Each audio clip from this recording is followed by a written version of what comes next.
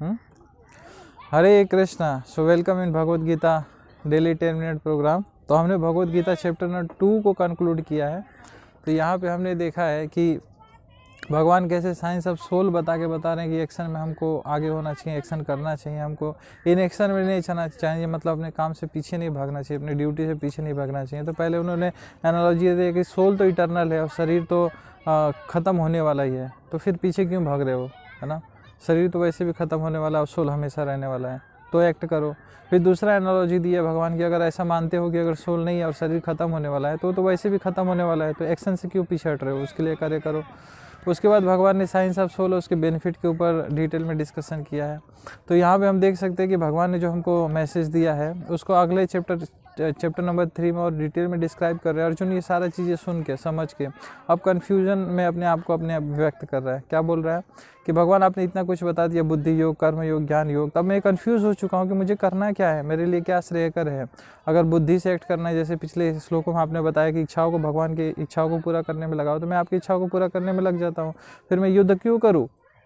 तो अर्जुन अपने आप को ऐसी स्थिति में दिखा रहा है जिसमें नॉर्मली हम सब हो सकते हैं कभी भी, है ना। अपने आप को एक कन्फ्यूजन में ले जाके दिखा रहा है, अपने को रिप्रेजेंट कर रहा है।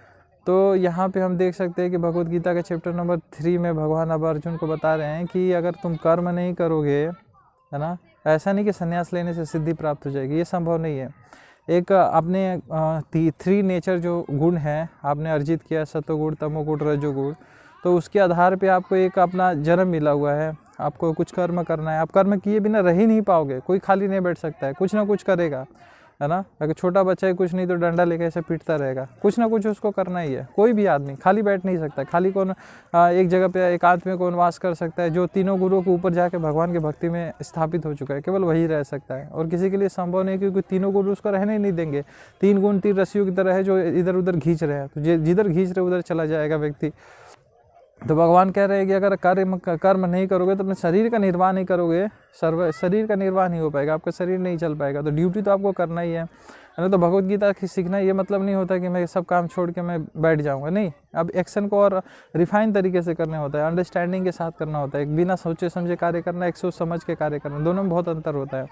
तो यहाँ पे देख सकते हैं कि हमारे पास भगवद गीता का जो ज्ञान है भगवान ने दिया है।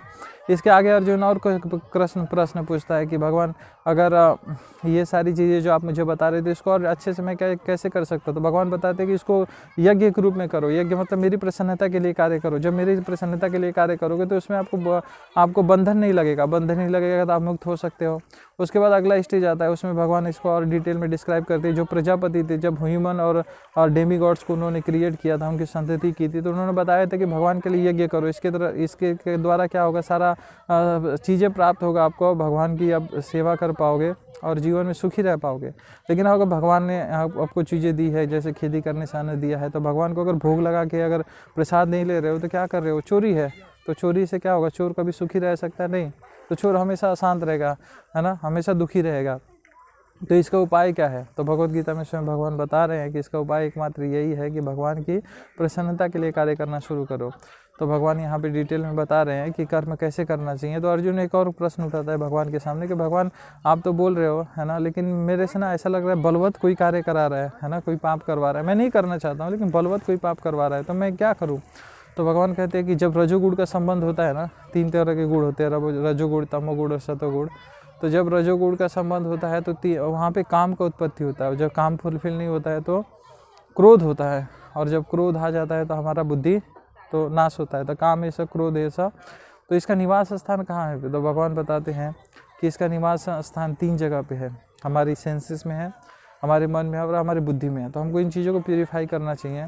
तो इसको और डिटेल में डिस्क्राइब करते हुए बताते हैं कि इसमें कौन ऊपर आता है, किसको कौन किसके ऊपर कंट्रोल कर सकता है। तो भगवान बताते हैं जितने भी जड़ पदार्थ है सृष्टि में, जितने भी जड़ पदार्थ है उसके ऊपर कर्मेंद्रिय आती है। कर्मेंद्रियों के ऊपर आता है सेंसेस मतलब जिसके आधार पर नॉलेज हमारे अंदर इनपुट होता है। और नॉलेज के गेन करने के ऊपर आते हैं माइंड के ऊपर आता है हमारा ब्रेन, और ब्रेन के ऊपर आता है हमारा सोल।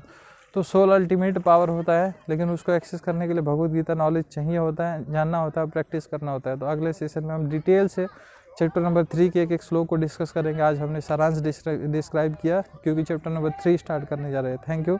हरे कृष्णा।